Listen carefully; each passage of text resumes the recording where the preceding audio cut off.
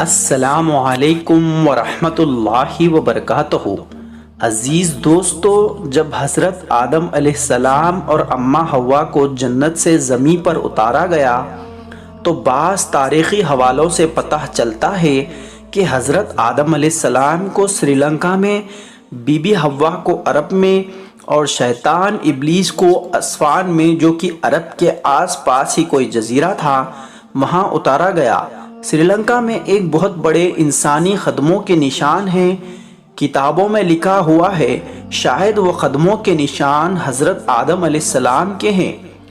دنیا میں آنے کے بعد حضرت آدم علیہ السلام اور اماں حوا کئی برس تک الگ الگ رہے، روتے رہے اور اپنے خطاؤں کی معافی مانگتے رہے۔ دوستو، فضائل اعمال میں لکھا ہوا ہے کہ حضرت آدم علیہ السلام نے 300 برس تک اللہ تبارک و تعالیٰ سے معافی مانگی مگر معافی نہیں ملی۔ دوستوں، اس کے بعد حضرت آدم علیہ السلام نے کہا، اے اللہ، میں محمد صلی اللہ علیہ وسلم کے وسیلے سے دعا مانگتا ہوں، میری خطاؤں کو معاف فرما۔ اتنے میں عرش سے آواز آئی اور اللہ تبارک و تعالیٰ نے کہا، اے آدم، تم محمد کو کیسے جانتے ہو؟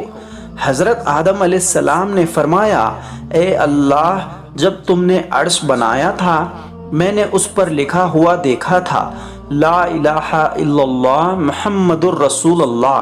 میں سمجھ گیا تھا محمد آپ کو سب سے زیادہ پیارے ہیں۔ پھر وہ ایک وقت ایسا آیا کہ اللہ نے ان کی ساری خطاؤں کو معاف کر دیا اور ان کی دعا قبول کی۔ اماں حوا اور آدم علیہ السلام بھٹکتے ہوئے مکہ کے پاس مینا کے مقام پر آ پہنچے۔ وہاں پر ایک پہاڑ ہے جہاں پر ان کا ملن ہوا۔ اس پہاڑی کو جبل رحمت کہتے ہیں کیونکہ اس پر حضرت آدم علیہ السلام اور بی بی حوا کا ملن ہوا تھا اور اللہ کی رحمت نازل ہوئی تھی۔ وہ دونوں ایک دوسرے کو پا کر بہت خوش ہوئے اور اللہ تبارک و تعالیٰ کا شکر ادا کیا۔ اب وہ دونوں ساتھ میں رہنے لگے۔ اس وقت انہیں جڑوا اولادیں ہوتی تھی، ایک لڑکا اور ایک لڑکی۔ اس وقت انسانی آبادی تو نہیں تھی، اسی لیے اس وقت یہ شریعت کا قانون تھا کہ پہلے پیدا ہوئی لڑکی کا دوسری بار پیدا ہوئے لڑکے کے ساتھ نکاح کرتے اور دوسرے لڑکے کا پہلی لڑکی کے ساتھ نکاح کرتے تھے۔ پہلے جو لڑکا تھا اس کا نام قابل تھا اور جو دوسرا لڑکا تھا اس کا نام حابل تھا، لیکن جو لڑکی قابل کے ساتھ پیدا ہوئی تھی وہ زیادہ خوبصورت تھی اور جو لڑکی حابل کے ساتھ پیدا ہوئی تھی وہ کم خوبصورت تھی۔ قابل نے اپنے ساتھ پیدا ہوئی لڑکی کے ساتھ نکاح کرنے کی بات کی، جبکہ شریعت کے حساب سے اس کا نکاح حابل کے ساتھ ہوئی لڑکی سے ہونا تھا، لیکن قابل نہ مانا۔ اس نے آدم علیہ السلام اور بی بی حوا نے بہت سمجھایا پر وہ ضد پر اڑا رہا۔ اللہ تبارک و تعالیٰ نے کہا، تم دونوں اللہ تبارک و تعالیٰ کے حضور میں قربانی پیش کرو، جس کی قربانی قبول ہوگی وہی پہلے شادی کرے گا۔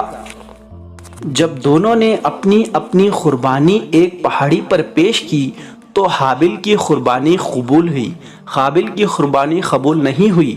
شیطان ابلیس نے قابل کو بہکایا کہ تم حابل کا قتل کر دو، وہی نہیں رہے گا تو تمہارا نکاح پہلی لڑکی سے ہو جائے گا۔ اب قابل موقع کی تلاش میں رہنے لگا۔ ایک دن اس کو موقع مل گیا اور اس نے حابل کا قتل کر دیا۔ قتل کرنے کے بعد اس کو سمجھ نہ آیا کہ حابل کی لاش کا کیا کرے۔ اسے ڈر تھا کہ کہیں کوئی دیکھ نہ لے، اسی لیے وہ حابل کی لاش کو کندھے پر اٹھائے پھرتا رہا۔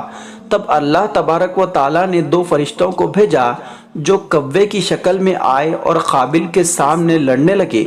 بعد میں ایک کوے نے دوسرے کوے کو مار ڈالا اور اپنی چونچ سے مٹی کھود کر اسے دفنا دیا۔ قابل یہ سب دیکھ کر بہت پریشان ہوا اور کہنے لگا، ہائے رے میری بدبختی کہ میں کوے سے بھی گیا گزرا ہوں۔ پھر اس نے بھی گڈھا کھودا اور حابل کو اس میں دفنایا اور یہیں سے مردوں کو دفنانے کا رواج شروع ہوا۔ عزیز دوستو، زمین پر کسی انسان کا یہ پہلا قتل تھا، اسی لیے روایتوں میں آیا ہے کہ اس کے بعد زمین پر جتنے بھی قتل ہوں گے اس کا وبال قابل کے سر پر بھی ہوگا۔ جو قتل کرے گا اس کے سر پر تو ہی ہوگا۔ عزیز دوستو، امید ہے آپ کو یہ آج کا ویڈیو پسند آیا ہے۔ انشاءاللہ پھر ایک نئی ویڈیو کے ساتھ حاضر ہوں گے، تب تک کے لیے اللہ حافظ۔